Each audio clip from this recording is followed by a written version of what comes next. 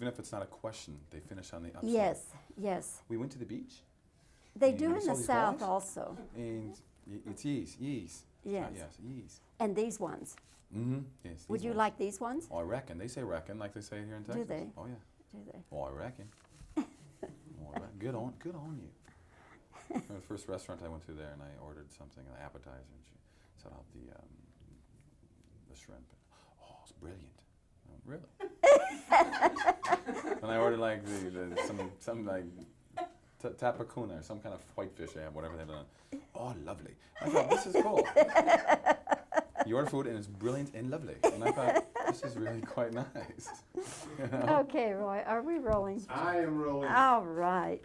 Well, Kevin, welcome to Texas. Thank you. It's wonderful to have you. I should say welcome back because you're telling me that you spent time in Dallas. I did spend some time in Dallas. It's nice to be back. I came back about 4 or 5 years ago to visit friends. Oh, I should say, no, it's about 5 years ago now.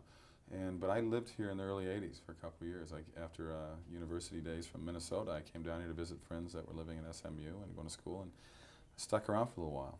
And what were you doing here? Working?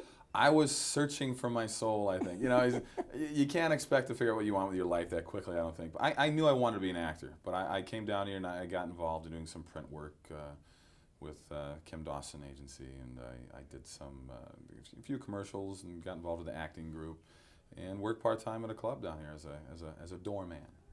I was a doorman, a door person.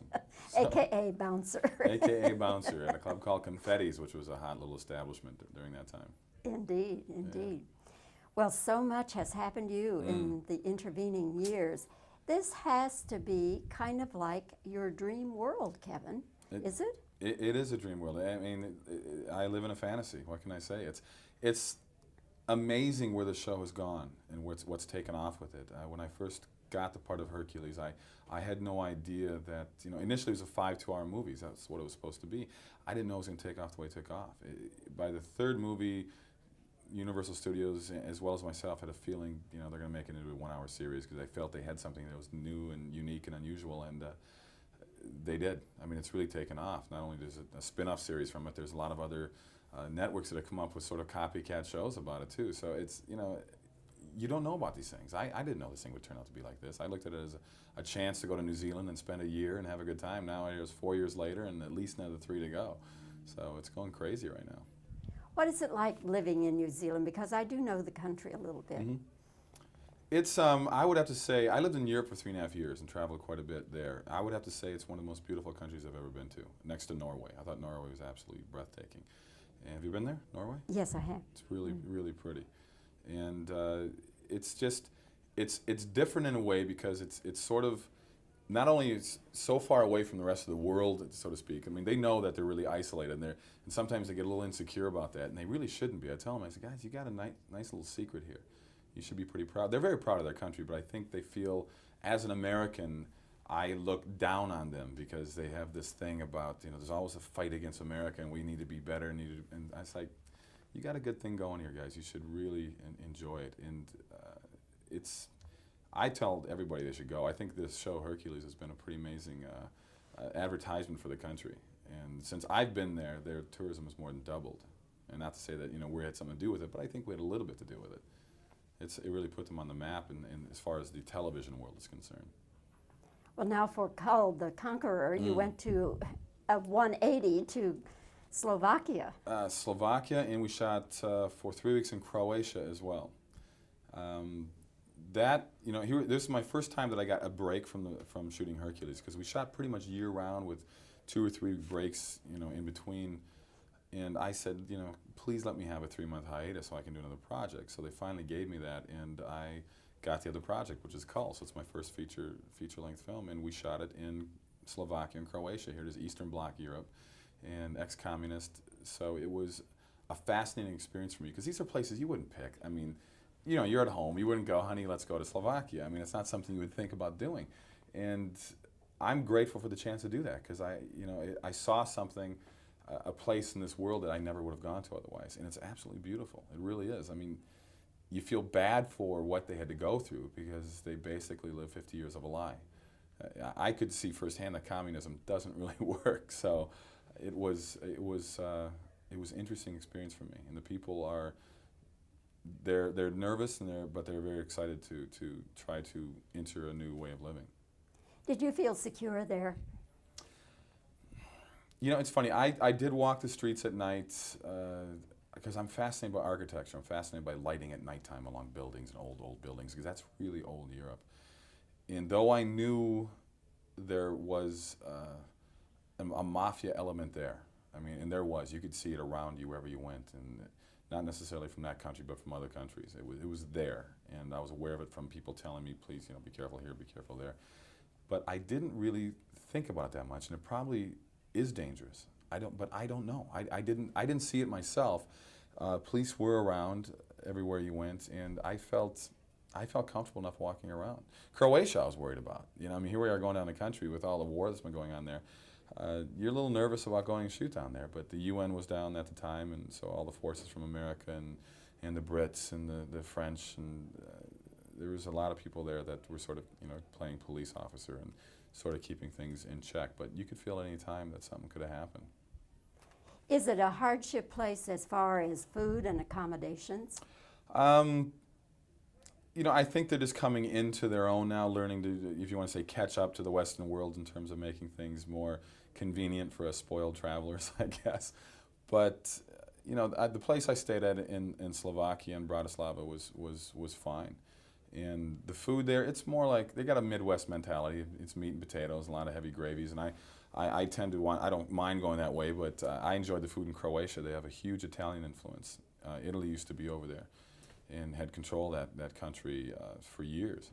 And you go there now and you can see it there within the seafood and the pastas. And the 3 weeks down there was a welcome break, actually. It was quite good. When you found out about Kull, Mm-hmm. when they asked you to do it, did you hesitate thinking, oh, I don't know, I've got Hercules, what do I need with Kull?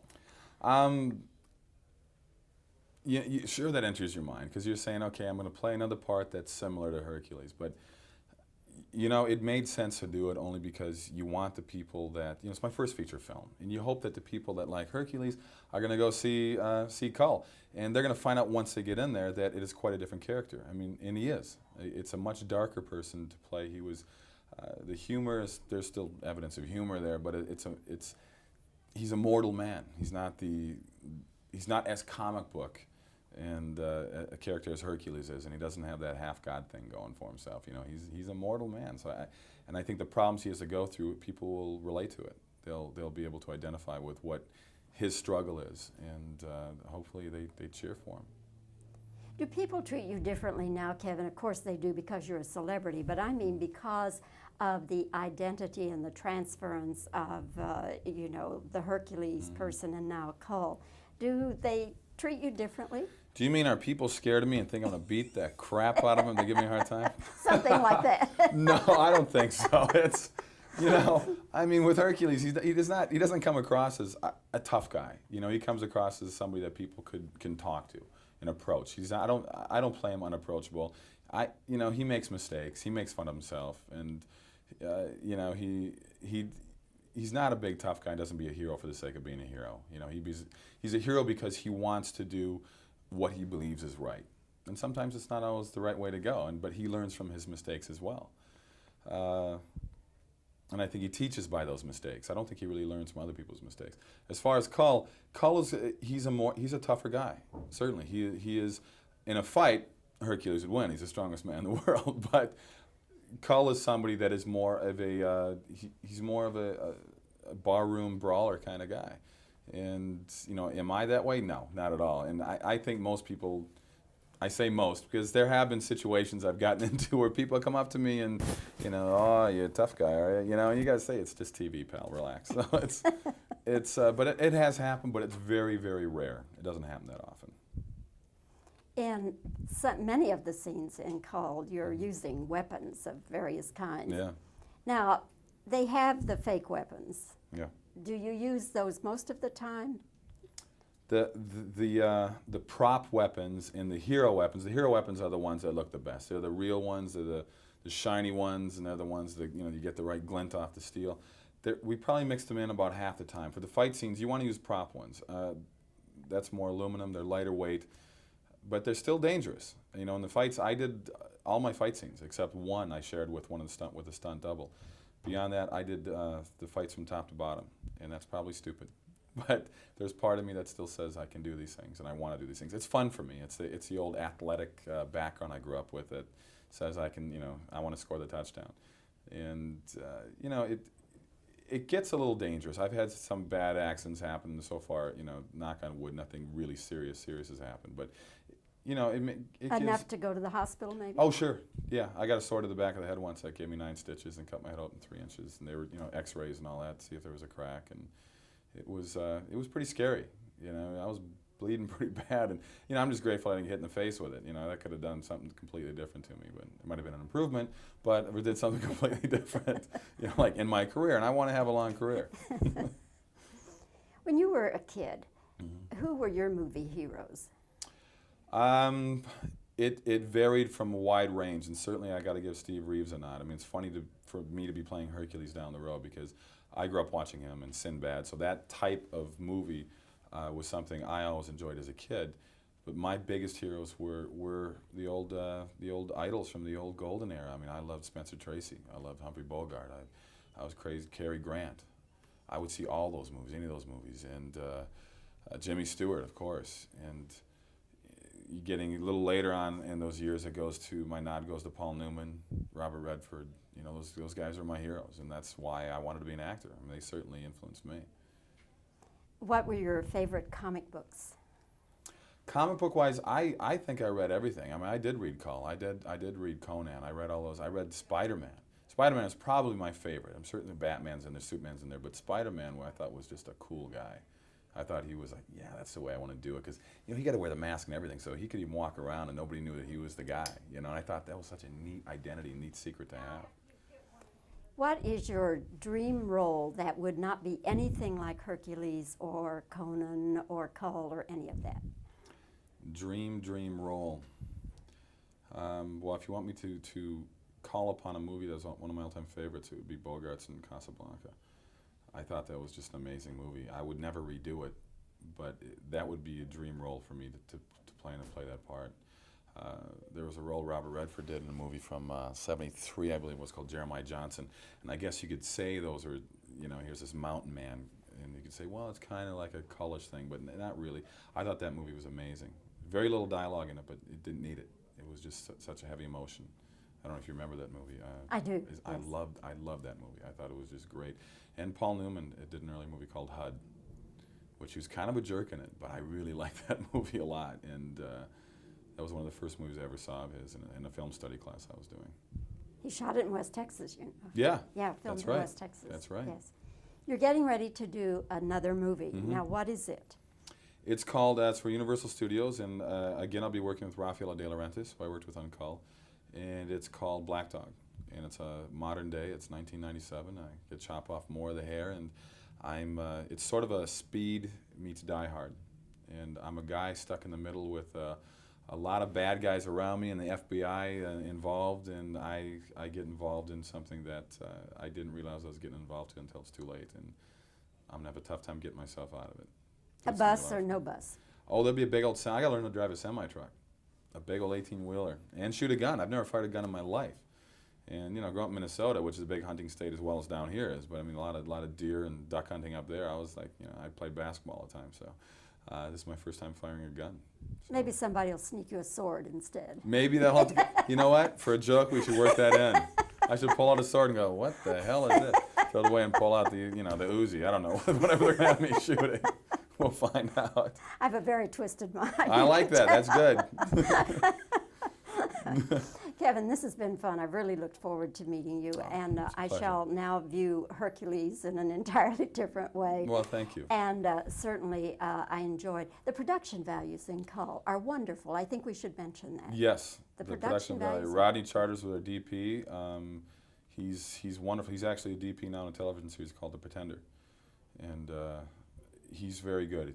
He's an old buddy from Canada, and he came down and actually directed a Hercules after that. So it looks beautiful. It really does. It's shot very, very well. Looks very expensive. It does. It was actually my first feature film. It was our director John Nicolello's, his first time directing. He comes from producing Miami Vice and working on Nash Bridges, the other Don Johnson project. So this is fun. It was fun to do it.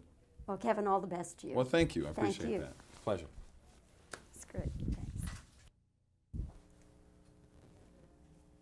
As they say in TV, ready, fire, aim. I'm wrong about it. Okay.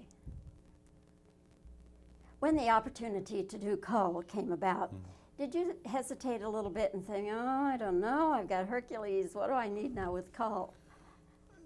You worry a little about what people are going to think in terms of, okay, is this considered a stretch? Yeah. So, and really, it is. They're totally different characters. They really are. But you know, you want to make sure that the audience that came and saw it, one saw the other. That's fine. Okay. We see a lot of weapons in this movie called The Conqueror. Are they real or are they fake? The hero weapons are real, and the prop weapons are fake. But they're still effective and they can hurt. So you still have to be careful with them. But they're not as dangerous. There's no question. But there's also an element of danger involved. It's there, and you know, the fight scenes are incredibly choreographed. I mean, we took weeks before we shot them, and we shot each one over 3 to 5 days, which is a luxury in film, because on Hercules we have to shoot. We learn the fight the day we shoot it, and you know, it's frustrating because that's when you get a chance to get hurt, and we shoot them probably 3 or 4 hours. That's fine. When you were in Slovakia and Croatia, did you feel secure? No. Yes, I did. Yes, it was. You know, it was strange. You would think that my initial concern was, where am I going? Because you could feel a difference going across the border from Austria to Slovakia, and whether that was real or imagined. Initially, I didn't know, because you know, you're in this country that used to be run by the Russians and it was communist. That's fine. Okay. Were the creature comforts, the food, the lodging decent in Croatia? Again, were the creature comforts okay in Croatia and Slovakia? You know, it's better than what you expected. I guess you go in there with this mentality of all these old B movies you see about what life is like in the Eastern Bloc, but it was pretty comfortable. It really was. Okay. All right. Last question. Because of your playing Hercules and now Kull, and the image that brings up, do people treat you differently now than they did 5, 6 years ago? My family certainly doesn't. You know, friends don't.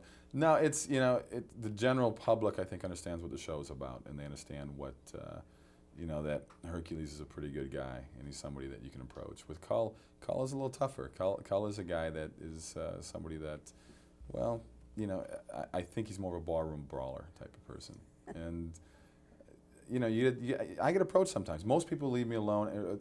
They approach and they're nice people. Most people will understand what the show's about. There are occasions, and there have been places when I've gone out where people approach me, and you know, they want to test their testosterone level against yours, I guess. And it's like, it's a TV show. Relax, you know. But for the most part, people are pretty fair sports and pretty fair supporters of the show. Okay, Roy, I think that should be a wrap.